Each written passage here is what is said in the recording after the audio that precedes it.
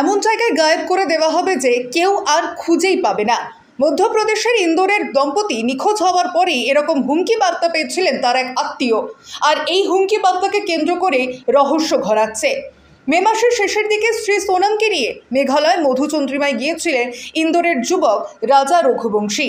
তারা পূর্ব কাশী জেলার নোংরিয়া গ্রামের একটি হোমস্টেতে উঠেছিলেন। গত 23শে মে তারা চেরাপুঞ্জি যান। সেখানে ওসারা পাহাড়ে গিয়েছিলেন। সেখান থেকেই নিখোঁজ হয়ে যান নবদম্পতি।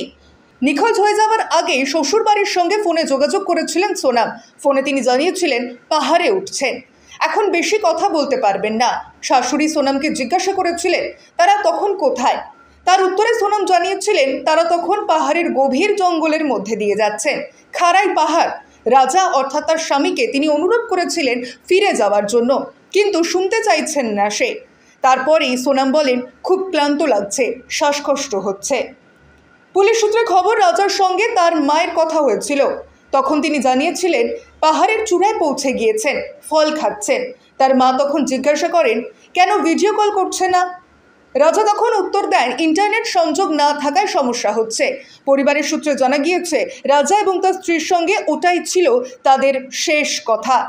তারপর থেকে আর যোগাযোগ করা যায়নি। 23শে মে থেকেই নিখোঁজ হয়ে যান রাজা এবং সোনাম।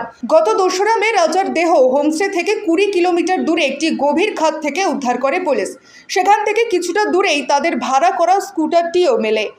রাজার দেহ উদ্ধার হলেও সোনামের এখনও কোনো হদিশ মেলেনি। মেঘালয় পুলিশের পাশাপাশি জাতীয় বিপর্যয় মোকাবিলা বাহিনীও সোনামের খোঁজে তল্লাশি চালাচ্ছে। সন্দেহ করা হচ্ছে সোনামকে অপহরণ করা হয়েছে। রাজার ভাইয়ের দাবি, স্থানীয়দের একাংশ তাদের জানিয়েছে যে এলাকা থেকে রাজা এবং সোনাম নিখোঁজ হয়ে যান সেখানে আগেও এরকম যুগল এবং নবদম্পতির গায়েব হয়ে যাওয়ার ঘটনা ঘটেছে। তবে সোনামের ভাইয়ের দাবি এই ঘটনার রহস্য আরও বাড়িয়েছে।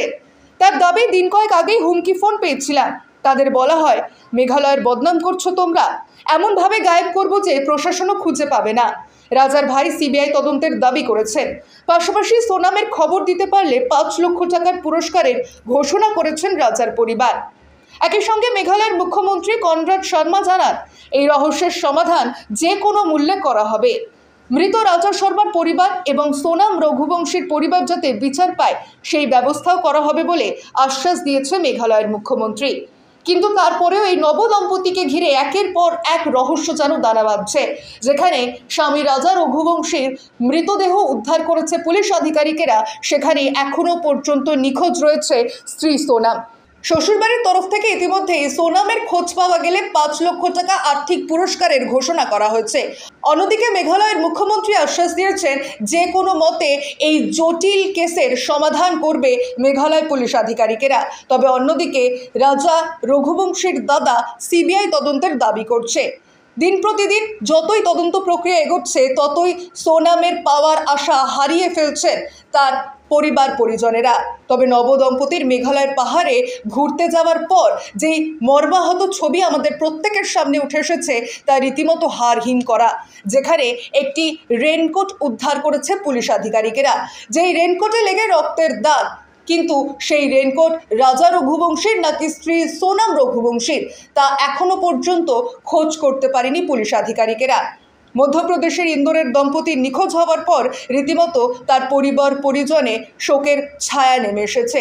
একই সঙ্গে সোনামের খোঁজে পুলিশ আধিকারিকেরা তদন্ত চালিয়ে যাচ্ছে। আর এই তদন্ত ঠিক কোন দিকে এগোয় সেদিকে অবশ্যই আমাদের নজর রয়েছে। ব্যুরো রিপোর্ট, ইনস্টা খবর।